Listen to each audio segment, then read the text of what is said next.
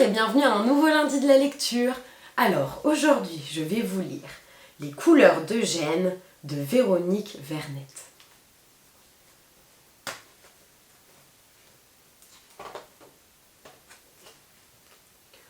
Eugène a mis son nez sur la feuille de papier, sa tête, puis il a mis sa main.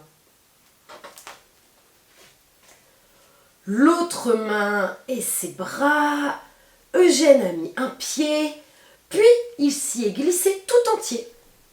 Rien à l'horizon, constate Eugène, satisfait. J'ai bien fait de prendre quelques crayons.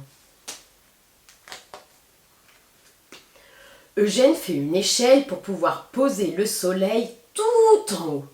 Puis, il construit une maison en quelques coups de crayon et vérifie qu'elle l'abritera bien de la pluie. Elle est là, la maison.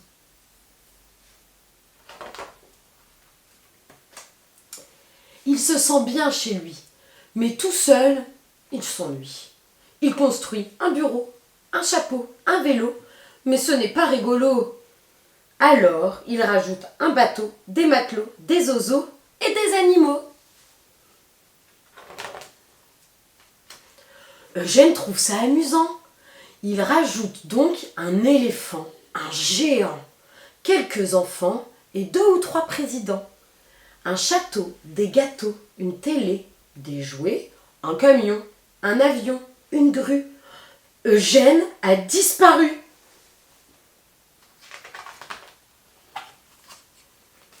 Quelques coups de crayon et Eugène est à nouveau d'aplomb. Il suit les pointillés pour voir de l'autre côté.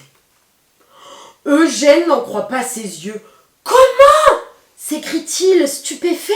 « On m'a laissé sur cette feuille de papier sans couleur de la tête aux pieds, alors qu'ici, les arbres sont bleus, les maisons rouges, les oiseaux à carreaux. » Eugène, en colère, n'a qu'une idée en tête. Trouver de la couleur pour se sentir moins bête.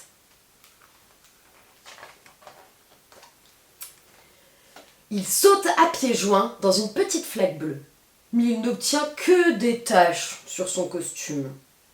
Chez un grand couturier, il essaie des costumes aux couleurs variées, mais rien ne lui sied. Eugène plonge dans la mer, il se retrouve noyé dans la couleur. Il avale quelques tubes de peinture. Ah, mais le mélange des couleurs le rend malade.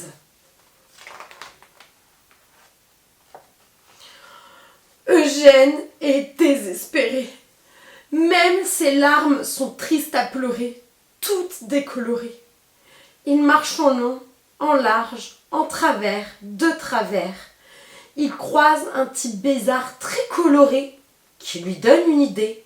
Oh, cet idiot a été colorié avant d'être dessiné, se moque Eugène pour se consoler d'être encore incolore. Je vais m'approcher, me glisser, me superposer et j'aurai un beau costume rayé, des joues rouges et un pantalon coloré. Eugène est tout prêt, il met son nez, il met sa tête, sa main, l'autre main et les bras. Eugène met un pied, puis il se glisse tout entier. « Ça a marché !» s'écrie-t-il, tout étonné. Eugène en exclusivité. Tout fier de ses couleurs, il s'imagine se promenant sur la couverture d'un livre. Un livre où il pourrait glisser son nez, sa tête, puis sa main. Mais ça, c'est une autre histoire. Et voilà! J'espère que ça vous a plu et je vous dis à la semaine prochaine. Au revoir!